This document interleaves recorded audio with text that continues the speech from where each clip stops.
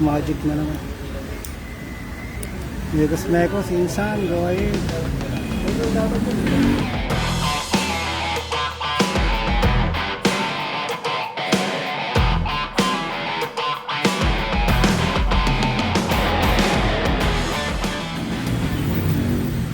System list.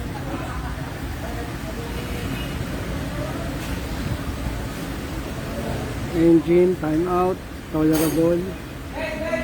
ABS, rear right wheel speed sensor, active.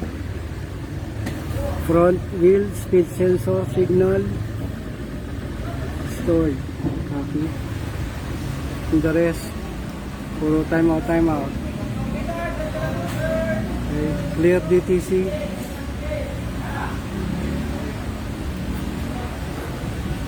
Active. Andun pa rin siya. Copy. Double check sa dashboard.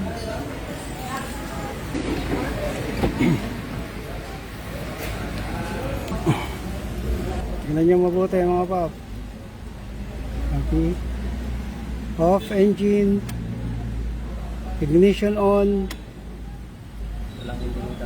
Walang ABS. Magic na naman to sir. Nilagyan na naman ng tape yan. Copy. So ay talaga tumigil ni Mang Conor. Go ahead. So ABS, pinatay yung ilaw.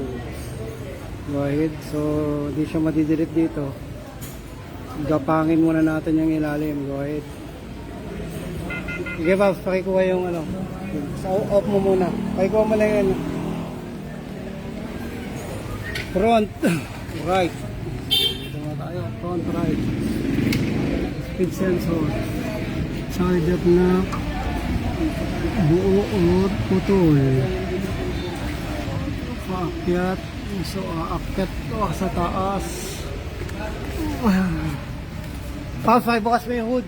Minsan dyan lang yan. Inangat-ngat lang yung daga papunta sa taas. Speed sensor. Tinanggal nyo ba ito kanina? Sana select nyo na yung ano, speed sensor. Baka kasi dito ginangat-ngatan ng daga yan eh. Tignan nyo kung putol ang wire. So punta ako sa ilalim. Baybayin mo lang yung ano, yung wire packet yan eh.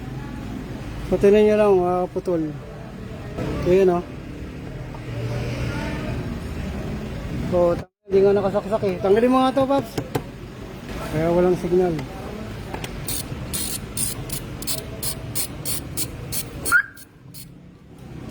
Okay, tanggal box. Tanggalin yung box. So check natin ha. Kung wire lang naman eh, di ba? Sige sir. Nakabit lang natin. Mas mabuti. Kaya nga eh. Dalawang kanan ang wala eh. Kaysa doon binura, bura. Yun o, tinakpan. Pindalis ni Mang Conor yung ilaw ng ABS. Wala nga namang error. Kaya ito, hindi mo napansin, binili mo. Oo. Ang problema yan, kapag bigla kang pumreno.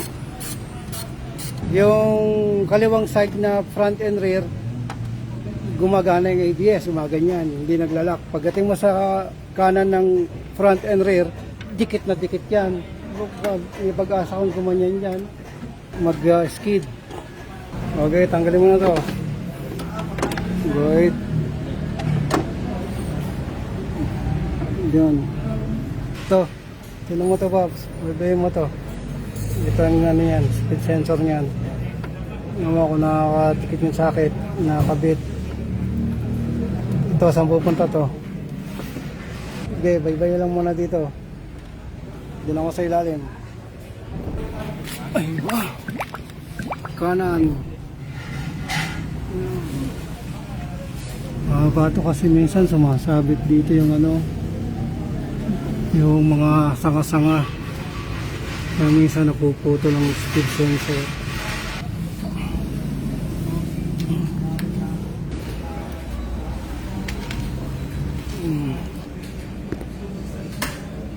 Bye-bye muna lahat ng wire.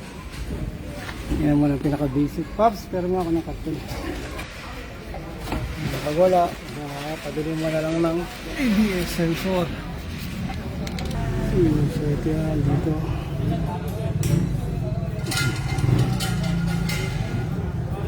Minsan nakakit ng daga dito sa ibabaw. Di ba? Yan. Kasi minsan dyan, minabahay lang ng daga. Lalo yung ibabaw ng tangke. Binabahay ng daga yan. Yan, yung mga wire doon minsan nagsasalu-salubong. Okay, check tayo mga fuse mamaya. Okay naman? Okay na? Kalit na? Walang putol? Dito na dadaan yan. Dito, minsan yan dyan. Inawat-ngat ng dagayan doon sa loob. Doon. Sa loob na loob doon. Yan ang favorite ng daga dito sa mga gento. Yung wire na nandito sa loob. Yan yung papasok dyan. Sa loob na yan. Dito rin sa mga wire na to. Yan, yung isa walang signal. Yan ang ngat-ngat lang ng daga. Sige pa, buksan ang mga fuse. Check tayo mga fuse. Yan, check mo nga yan kung merong ngat-ngat daga.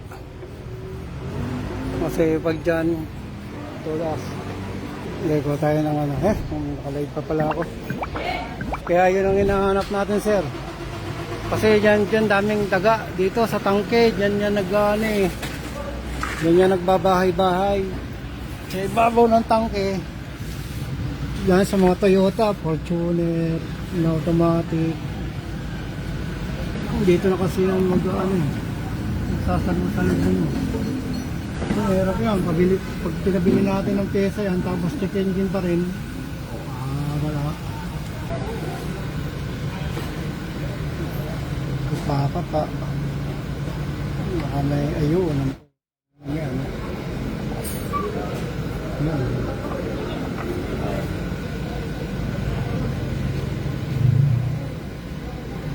Yan. Masang ilalim. Go ahead, ha? Update na ulit mga paps. Maya konti. Kasi sa ilalim ng tangke. And basta may amoy panghiyo, totoo yan, may mga ipot-ipot ng daga. Sa mga Fortuner naman, transmission na may problema sa yan. Mga ganyang ngat-ngat. Ngat-ngat ng daga. Diba? Okay, kabit mo na yan, Paps. Sige, bye-bye muna ako doon mga Paps. And ciao. Mga Paps, bago lang kayo sa channel namin, mag-subscribe lang kayo sa Master Garage.